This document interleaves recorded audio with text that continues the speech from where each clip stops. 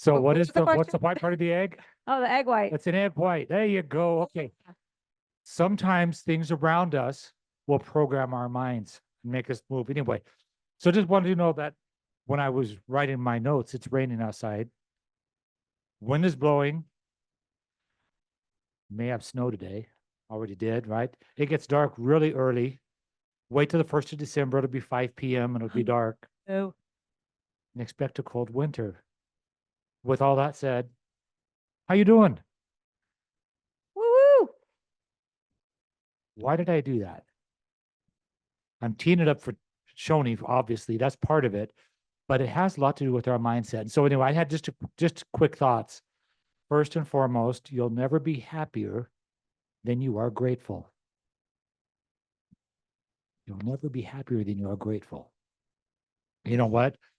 I see people early on Saturday mornings. Oh, my back really hurts, or struggles and all that. But I'm really glad I woke up because I didn't know if I would, and because I deal with a lot of old people there. And the last one, gratitude turns what you have into enough. And so I just hope that you'll focus on that. Anytime you can be grateful, even in the worst situation that you've been in, you can still be grateful for your breath and all that. Anyway, that's all I Awesome. got. Thank you, Dean. Thank you. Give him a hand.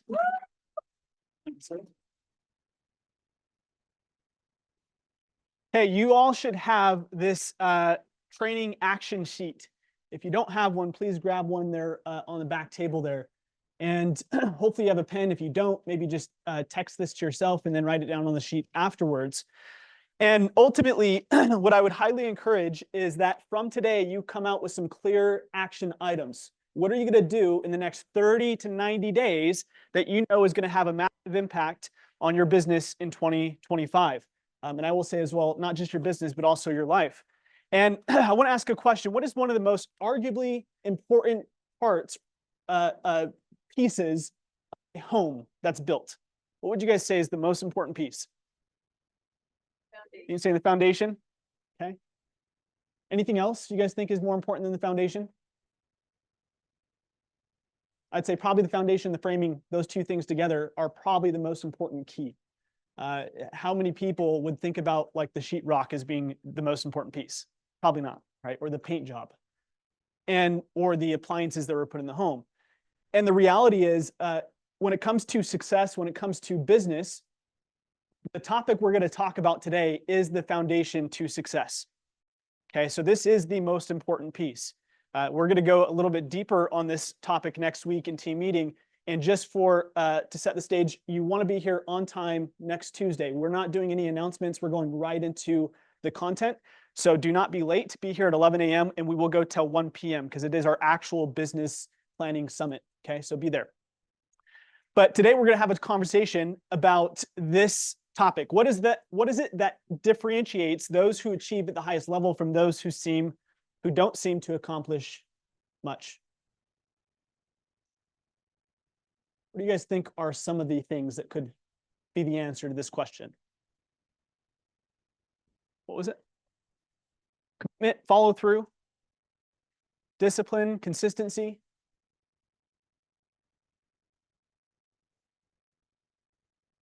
Your mindset. Funny thing is, all of those things that were just mentioned are more of characteristic traits than they are actual action items, right? How many of them said going on listing appointments? No one, right? And so today what we're going to talk about is something called the 6 personal perspectives. There are certain mindsets that we need to lock into to achieve the maximum amount of our potential. And for those of you, I'm just curious, by raise of hand, obviously we have a lot of newer people in the past year to KW. How many of you have not actually heard this training before, the 6 personal perspectives? Raise your hand. Okay, about half the room.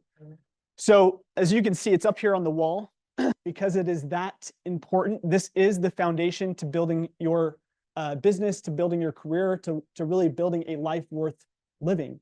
And ultimately, what we're going to go through is all 6 of these. Some of them I'm going to go through really fast, just for the sake of time. Some of them I'm going to take some time on because I think it's that vital.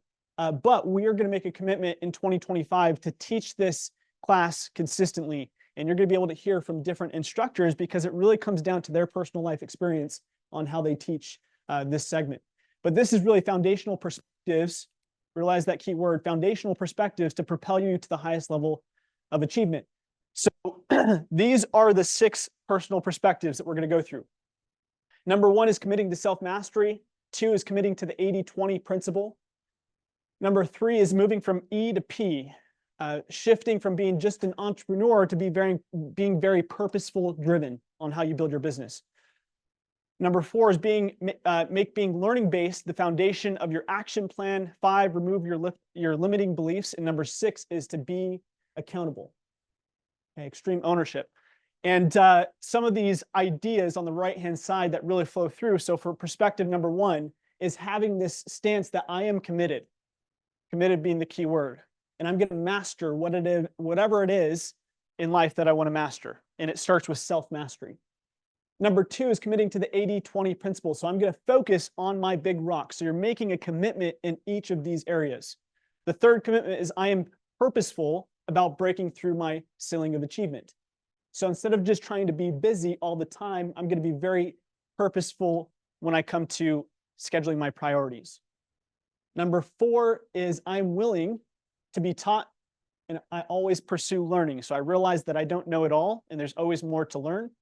Number 5 is I unlimit my thinking and my success. So I remove the ceiling to my achievement. And number 6 is it's mine. I'm in control. I own it. So let's break down each of these individually. Now, first, actually, I want you to write down just a few answers to these. So 3 things. So this is just shifting your perspective. If you knew you only had 6 months left to live, what would you finally make a priority in your life? Is it family? Is it something that's been on your bucket list that you've been putting off? Is it something that you want to accomplish? Is it part of your legacy? What are 3 things that you would like to accomplish in your lifetime? And why we start with here, Simon Sinek has a book called Start With Why. We have to get clear about what are we doing, what we're doing for. What's the purpose? And these things can be a driving force. Now, also, what it's going to start with is understanding what is my goal. And this is what we're going to talk a little bit more next Tuesday about, is defining what your financial goal is, how to back into that number, rather than just picking an arbitrary or random number from the sky. How do we get very focused on a number that actually makes sense? And then asking yourself, how are you doing, even looking at the current reality, how are you doing in relationship to your current goal for 2024? How do you feel about either the progress that you've made this year or the lack of? And then the last question is, who else would be affected, and this is going future pacing for 2025, who else would be affected or impacted if you do not accomplish your 2025 goal? So we'll go again deeper on this section next week, but just some things to start thinking about as a simple reality check. So perspective 1, committing to self-mastery.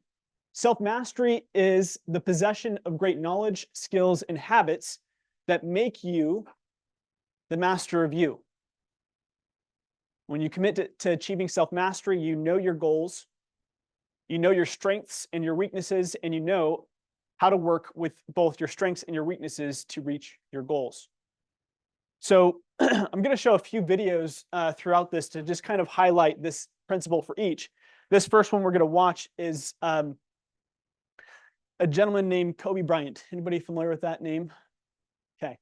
So he gave a speech at the Icon Awards, and I just want you to listen to a person who I believe has really, I don't think anybody can achieve like this highest peak of mastery, but he got pretty dang close. He did very well with mastering himself, which then allowed him to really propel and excel on the court. But let's listen to his speech. It's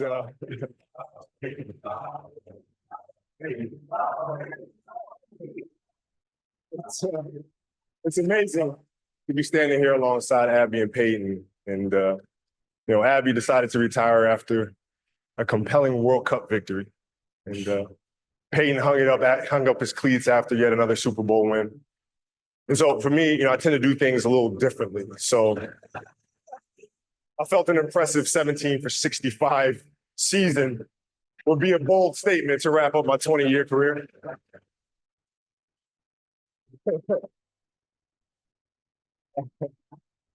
In all seriousness, I have a lot of respect for these two. And we grew up in our sports together, and I know the sacrifices that went along with standing here today. And we're not on this stage just because of talent or ability. We're up here because of 4 a.m. We're up here because of 2-a-days or 5-a-days. We're up here because we had a dream and let nothing stand in our way. If anything tried to bring us down, we used it to make us strong. We were never satisfied, never finished, will never be retired. My high school English teacher, Mr. Fisk, actually paid attention one time in class. And she said, he had this beautiful quote, and it read, "Rest at the end, not in the middle." And I took that to heart. I believe there's time for resting at the end, but for me, that time is not now. Thank you for this tremendous honor of acknowledging my basketball career, and I'm far from done. My next dream is to be honored one day for inspiring the next generation of athletes to have a dream, sacrifice for it, and never, ever rest in the middle. Thank you to my wonderful family, my wife, my daughter, my family.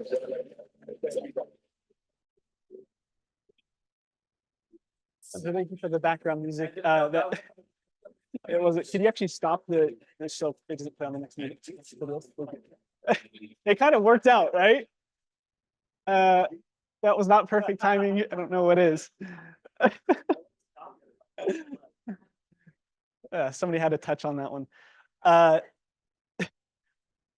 What did you catch from that?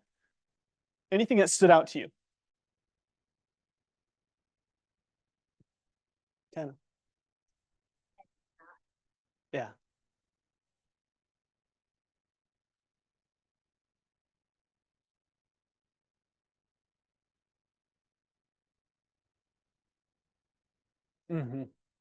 Yeah, totally. Yeah, I said rest in the end, not in the middle. And one thing that I realize is that I can just tell by the way he's talking, he is a person that's truly committed to mastering anything that he does at the highest level. And even after his basketball career was committed to a life of impact. There's some really cool interviews. One that I would recommend is one with him and Patrick Bet-David, which was not maybe 6 to 8 months prior to him passing away. And it was a phenomenal interview between the two. And you can tell Kobe's commitment to being an example of living at your best. And really self-mastery comes down to realizing that there's a cycle, and this is what it looks like, that everything that we want, right? Whether it be financial success, whether it be a certain maybe home life, maybe it be a certain spiritual state, maybe it be a certain physical state, so you're working on your health. All of those things, a better life, start with you focusing on some very small habits, right? Small habits. And through consistency of those habits, we incrementally make our lives better. And so what happens is we have this small self-improvement that takes place over time as we stay committed to whatever habits we want to commit to. And those things lead to this continuous growth through productivity, through clarity, through perspectives, references, and then, of course, income as well. And so in your business, we know that the one way that you're going to be able to improve your life and your business in 2025 is through committing to self-mastery. This quote by Bruce Lee, "A man is born to achieve great things if he can conquer himself." That's the true game. Perspective number 2 is committing to the 80-20 principle. Okay, the 80-20 rule.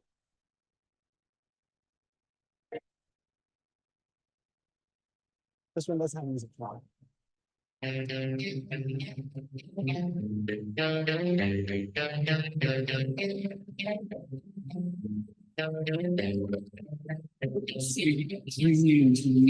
of the Okay. Focus. Okay. Relentless focus. That's one of the things I've realized about people who achieve at the highest level possible versus those who don't achieve much, is that they are committed to the one thing they know is going to have the biggest impact. Whereas oftentimes we get bombarded by, a lot of different distractions, right? Through social media, through TV shows, through email inboxes. I heard a saying recently is that your email inbox is somebody else's to-do list that they're passing on to you, right? If you think about all those items that are in your inbox right now, it's probably somebody else asking you to do something for them, right? And there's this truth is that the pattern of predictable imbalance in life is called the 80-20 principle. So let's look at what this is. So this is us, most people. I've got a super productive week. I called 10 people in my database this week. Heck yes.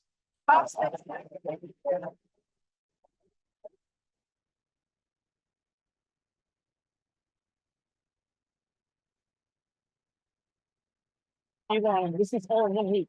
Just for those of you who are not aware, all of these activities, he caught a rocket coming back from space, right? With two things that look like chopsticks. He then has this cyber taxi that we just he launched the robots that he said will be out and available for purchase by the end of 2026. And then he also has a new Uber cyber taxi. And he launched this all in 1 week. Okay. So how does he do it all? Is the question. Is a system. And ultimately that system is getting very clear about his priorities, right? Not all priorities are created equal. So here's some simple truths when it comes to the 80-20 rule. Number one is more results, fewer activities. If you have not read this book, this should be like number one on your reading list for 2025. The one thing, co-authored by Gary Keller and Jay Popzon, and it is a phenomenal book when it comes to understanding this principle. More results, fewer activities. The path to more is through less. Now, this is actually contradictory to how people are taught in college or who are in a normal workforce space, right? How do people usually think that if they want to earn more money, they have to spend more what? Time, right? That's not actually true. If I want to earn more money, I have to become more productive in less time. That's the focus. So this is what this is the path is more, or the path to more is through less. Activity is often unrelated to productivity. Busyness rarely takes care of business. Things don't matter equally. Success is about doing the right thing, not about doing everything right. Those are some simple truths that you'll find in this book, and a lot more from a systems perspective. How do you implement this process? Again, committing to the 80-20 principle. The right thing at the wrong time is never the right thing. Okay? So a lot of success is about sequencing, meaning that you're doing things in the right sequence or in the right order. Okay?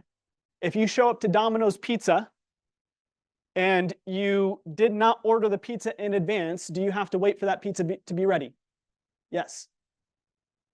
And so everything in life has a sequence. So you have to look at your business and say, okay, what things should I do first that will have the biggest impact on the result that I want? And when you think of it that way, you actually end up being able to do less. So there's a lot of things. You might create a huge task list. We'll go through this in a different section that might need to get done. But what you can do is go through and say, okay, which ones have the biggest impact? And if I just do those 3 or 4 things instead of all 10 of these, I might be able to get rid of 7 of these things altogether and not even have to do them at all. So the big rocks have to come first. If you have heard this story, if you put the big rocks in after you've put in the sand, after you've put in the water, there's really no more room for the big rocks. Whereas if you put the big rocks in first and then fill it with the pebbles and then the sand and then water, everything fits the way it's supposed to. And your priority list and success list throughout the week has to be the same. Do the big rocks first. I don't know if I'm living sometimes or if I'm doing a to-do list. Let's actually pause this one real quick. Is anybody familiar with Theo Vaughn? Okay, this is very different from his normal videos. He is a comedian and he's one of the funniest people that I've seen. But he's talking about a very real concept here, and I want you to really hear it. So please pay attention. I don't know if I'm living sometimes or if I'm doing a to-do list.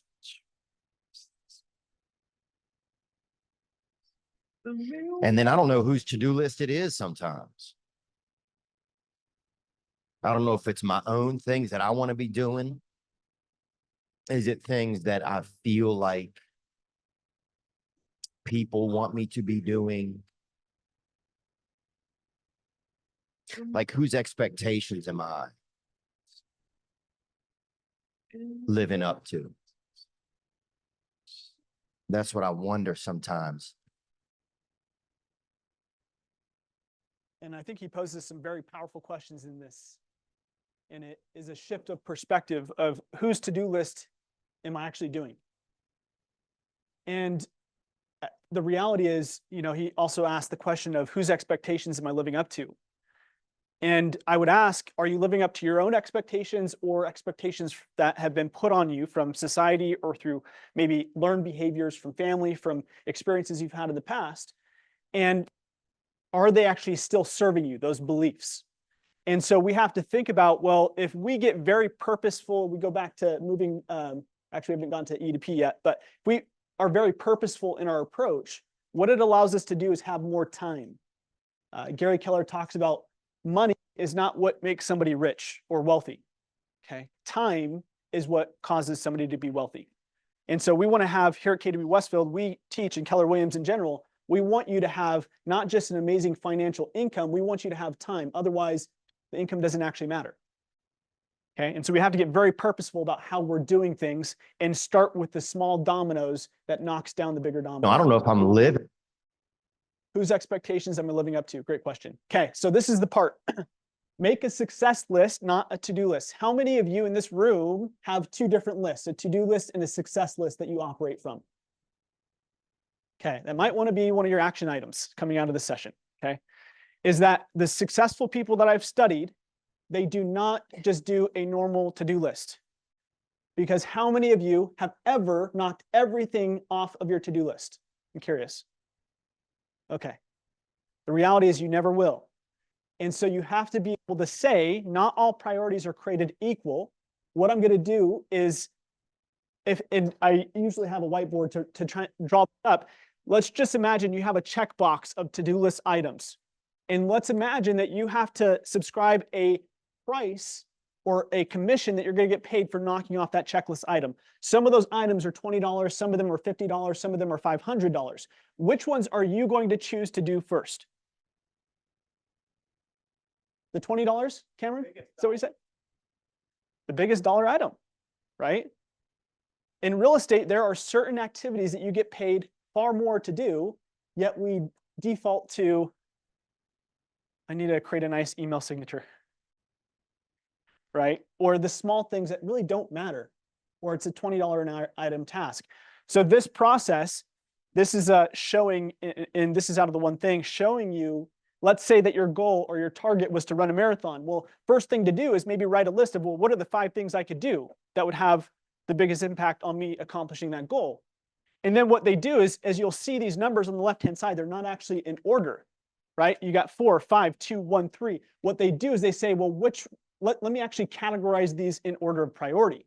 Which one would have the biggest impact? And they said, select a running regimen would be number 1. That would actually be the best thing that I could do. They then say, okay, well, that's going to be the next item I'm going to pull over. Now, if I was going to select a running regimen, what are the 5 things I should do? And they do the same process until they get to the one thing that they know will have the biggest impact, which is in this case, coordinating with an experienced running partner or coach would have the biggest impact. All those other items, they may only need to get 4 or 5 of these other things crossed off, not all 20. And it takes more time to do it this way. I promise it does. Okay. What's the quote about if I'm going to chop down a tree, I'm going to take a couple hours beforehand sharpening my saw or my axe, right? That's what this process is I'm getting very purposeful in the initial upfront thinking process of what I want to end up with. but then also the roadmap I'm going to take to get there. More time up front, you get way more time or ROI on the back end. Does this make sense? Okay. I know I'm spending more time on this principle because I do think that this is, for me, this is one of my favorites, but it's also, I think, one of the keys to a successful 2025 for each of us. So a success list has these ingredients. You're prioritizing the outcomes instead of an activity. Most people just try to put things on their checklist to feel like they're busy. We want to do things that we know are going to impact the outcome. Intentionality over activity. Which 20% tasks will produce 80% of my results? So asking that question over here in the different ways, which of these will give me 80% of the results? Okay, which 20% of my tasks will give me 80% of the results? Reduce overwhelm and increase focus. That's what this offers you. And then it provides you a truer sense of achievement versus the sugar high of just doing a to-do list. That's why we do the lower task items, is because it feels good. We marked something off, right? But ultimately, if you just stick in that and that remains your habit of just doing the small things only, you're not going to end up with hitting your goals. We'll teach this a little bit more next week. A 411 is the model or the framework that we use here at KW. And this is a accountability system that you can use to help you not only know what your goals are, but then break them down into bite-sized chunks and have an action list, a success list every week. That's going to help you to stay on track with your goals. So we'll go through this a little bit more next week, but this is the Mega Agent accomplishment system. Okay, number 3. Moving from E to P. So this is where you're getting very purposeful in your approach. Most people get into real estate because they're entrepreneurs by heart or by design. They kind of gravitate towards being an entrepreneur. But then there's business owners. There's people who actually decide, I'm not going to just have a career, I'm going to create a business out of this. And a business has systems, tools, resources, or even people that are supporting you to help you run faster and go further. Okay. So this is the moving from E to P system. Number 1 is focus. Number 2, find strategic options. And I'll just go through these really quickly because I'm going to jump through this one. But focus, write down your goals, and focus on the 20%. Find strategic options. Ask, how can this be done? Are there different or better ways to do it? Step 3, look for models to follow. Attend trainings that teach you how to get where you want to go faster. Identify mentors, people who have done it. Number 4, install systems. Time block, practice scripts, create checklists. Make sure that the systems you install are consistently working and efficiently. And then number 5 is bring in accountability. Measure what you do, keep track with a 411 action goal worksheet, and then have an accountability partner. Okay, so that's moving from E to P. Number 4 is make being learning-based the foundation of your action plan. So a learning-based individual is an individual who has made the decision to use effective learning as the foundation piece for their action plan to develop their life. What do you guys think effective learning means? What is effective learning?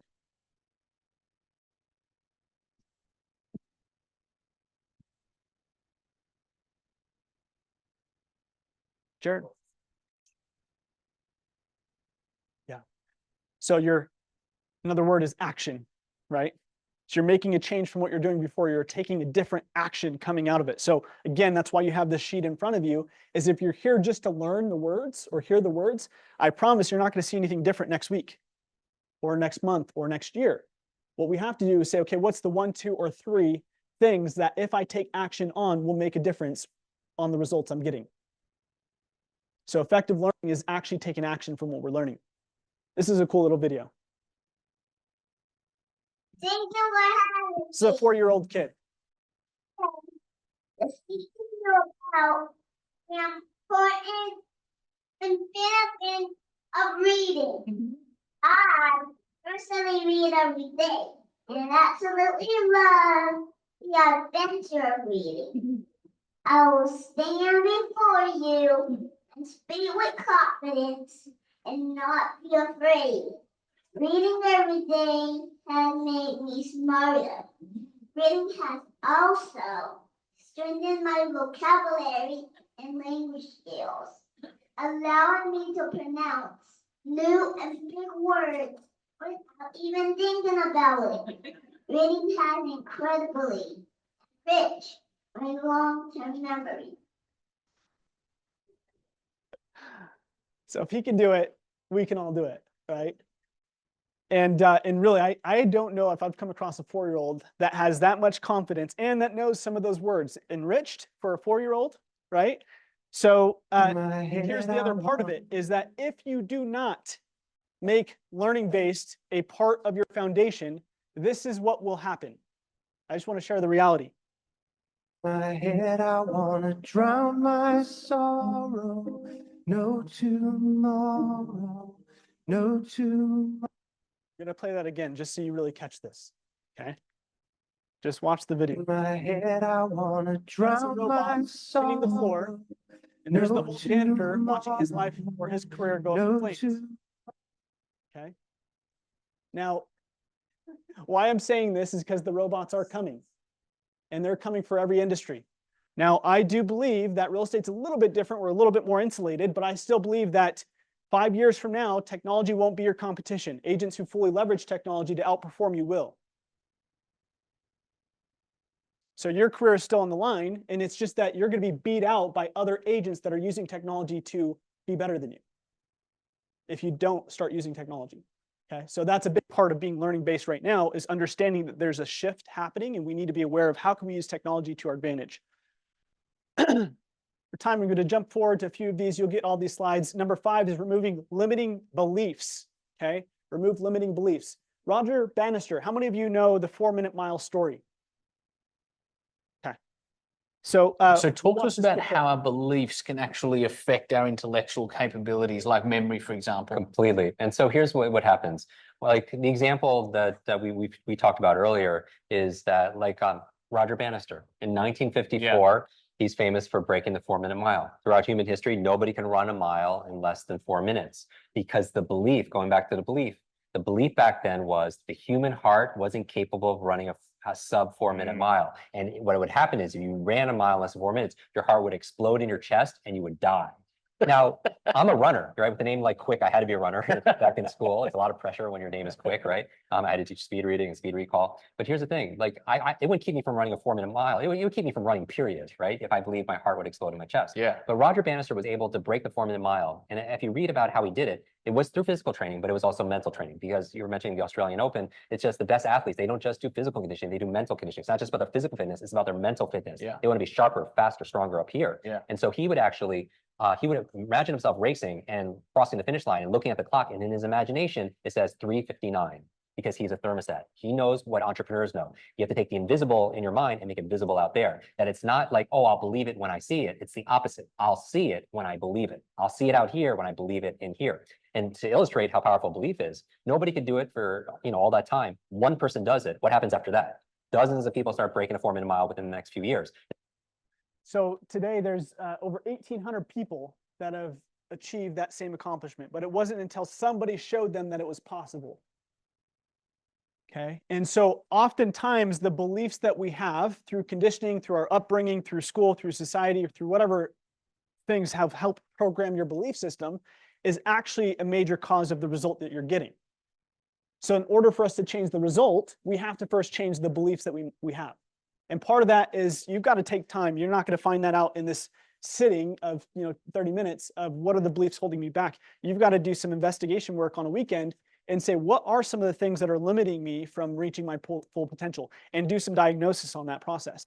But high achievers, they remove beliefs from their thinking that hold them back. I've interviewed a lot of our top people in this room, and a lot of it, funny enough, different breakthroughs have happened in their career once they've removed different limiting beliefs. I won't show this just for the sake of time. How many of you have seen the fleas jumping in the jar? They put a lid on the jar, and what happens before that, the fleas are jumping out of the jar. Once they start hitting up against that lid and they leave it for 2 or 3 days, once they take the lid off, they will never jump higher than where the lid was, because they've learned now that that's their limit. And then it actually, crazy enough, it passes in their DNA. So their posterity, right, for these fleas also have this belief that they can't jump higher than the jar. So how many of your beliefs that you have today have been passed on to you from previous generations? Interesting perspective to think about. And the last one, perspective number 6, is to be accountable. We are going to watch this quick video and then we will break to lunch. You want to put on 1.25, please? Take full responsibility for what happens to you. It's one of the highest forms of human maturity, accepting full responsibility. See, I used to blame everything outside. And then let me give you a little philosophy that helped turn my life around. For your notes, here it is. It's not what happens that determines the quality or the quantity of your life. It's not what happens. And the reason is because what happens to about everybody. No different. And I found out that the same things can happen to 2 different people. One gets rich and one stays poor. Why is that? It's because it's not what happens, but rather it's what you do that changes everything. We blame everybody in the world for everything that's going on. But our life situation predominantly is our fault. You need to stand up and be a man. If you can't pay your bills, it's your fault. Now that's hard. And there are rare circumstances where that's not so. But for the most part, if you made foolish and unwise and irresponsible financial decisions, that's your fault. We are tearing ourselves apart in this country because everybody is blaming everybody for everything. What everybody needs to do is turn around and look in the mirror, look at themselves. The problems in your life is your own dang fault. And so the answer to fixing the problem in your life are in your own dang hands. The responsibility for the well-being of your family, your wife, your husband, your children are yours. You always want to blame other people. You want to hold other people to the fire, but you're not holding yourself to the fire. You need to look at yourself in the mirror and say, why are you only giving 50%? What's wrong with you? And you need to get rid of them excuses. You need to stop pointing fingers at people. And you need to start pointing fingers at yourself. What did you not do? There's a lot of people point. So you can go watch the rest of that video. We'll send it out in the email. But ultimately, this is probably one of the most important keys, is realizing that you have to be able to hold yourself accountable, especially in this space. How many times have you gotten an email from the office saying you have to be here at 9 and you have to leave at 5? Anybody? No one. Okay. We're in a different environment, and a lot of this is because you have to take self-accountability. There's a great book called Extreme Ownership by Jocko Willing, and he talks about this principle. And so ultimately, you've got to ask yourself, I would just, for time's sake, on your list, ask yourself which of the 6 personal perspectives, if I committed to in 2025, would have the biggest impact on my life and my wealth or my business in the coming year. Yeah. How many of you had a job before, a W-2 job, before getting into real estate? Just curious. Okay. How many of you would just say, yeah, I don't feel like going in today? Right? Because we felt like there were consequences. You haven't put any consequences on yourself or accountability on yourself. So interesting perspective to think about. Those are the 6 personal perspectives. For time, we're not going to go through the rest of this, but we will be teaching this class multiple times throughout 2025. I just want to get a quick, what are some ahas or action items that you're going to walk out of today with? What are some things that stood out to you as we wrap up? Read the one thing. Great. It's a great one. Jordana. Prioritize like sure it's not just news, but like what's going to be successful. Yeah, create a success list. Love it. One more.